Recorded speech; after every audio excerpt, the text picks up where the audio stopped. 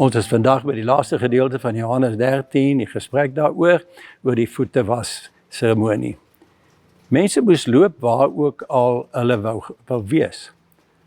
Al word verskeie vervoermiddels gebruik om rond te beweeg, moet jy nogtans 'n end loop. Jy gaan altyd loop. Soos jy loop, word jou voete vol stof. Om met jou voete te loop is jou lewe, jou uitgang, jou inkom, jou aktiwiteit, jou prosesse, jou deelname aan die lewe. Dit spel vir ons die stof in die voete. Jesus sê dit is onvermydelik dat jy aanstoot gaan neem en aanstoot gaan gee. Kom ons sien die aanstoot as die stof wat op jou gaan val elke dag. Waar daar mense is, jy ingesluit, sal daar een of ander tyd, een of ander iets gedoen of gesê word wat as stof op jou val.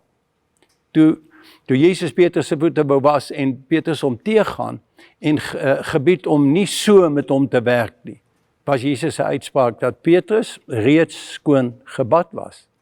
Dit, my vriend, is die effek wat Jesus se sterwe en opstanding vir jou bring wanneer jy dit glo en eenvoudig aanvaar. Die feit is dat die mens uit stof gevorm is en in jou daaglikse lewens loop val stof op jou. Jesus sien die nodigheid dat ons mekaar se aanstoot, seer en teleurstelling skoonmaak elke dag. Die beste water is die water van die ewige lewe natuurlik. Christus homself, sy woord is 'n lig vir ons voete. Hy het voor in Johannes 8:31 sê, bly in my woord en julle sal die waarheid ken en die waarheid sal jou vrymaak. Hy is die woord en die waarheid. Ek kan nie deur voete met gewone water te was ewige redding bewerkstellig nie. Christus, die offerlam, het dit klaar vir ons gedoen.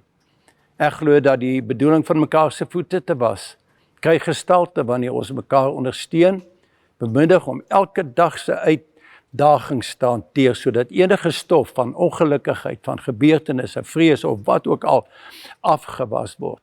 Dit gebeur deur vrywillig diensbaar te wees en te buig, deur teenwoordig te wees, deur woorde, deur bereidwilligheid om te luister, te praat en te dink, te bid en te doen. Onthou dat jy ook op 'n plek van behoefte sal kom. Johannes 13:17 sê aangaan hierdie gedeelte, jy sal gelukkig wees as jy dit weet, besef en doen. Net ons voete, met ander woorde, ons funksionering word geraak. Stof op jou voete, diskwalifiseer jou nie om deel te wees van die ete nie. Die skottel water en handdoek was beskikbaar, maar die disippels was te besig om te bepaal wie nou die belangrikste is. Jesus het hulle die geleentheid gebied om die diens te verrig. Hy het vir hulle kans gegee, omdat geen diensknegt beskikbaar was nie.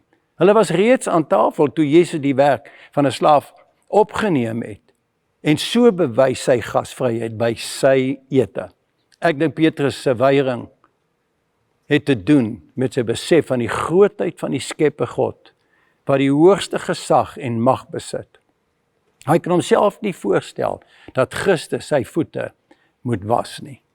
As Petrus nie deel in hierdie klein daad van diensbaarheid aan hom om skoon voete te hê nie, hoe sou hy deel in die grootste daad van Christus aan hom om 'n korrupte verhoor te moet sterf, sodat Christus se bloed sy elke sonde en oortreding skoon kan was. Kom ons bid saam. Ons wil net ons harte deurigheid buig, nie om mense te aanbid nie, maar om te dien. Te dien met my vaardighede, met my aktiwiteit, met my kwaliteit, met my diensbaarheid. Help my ook om bedien te word in hierdie dag. Ons bid dit in Jesus naam. Amen.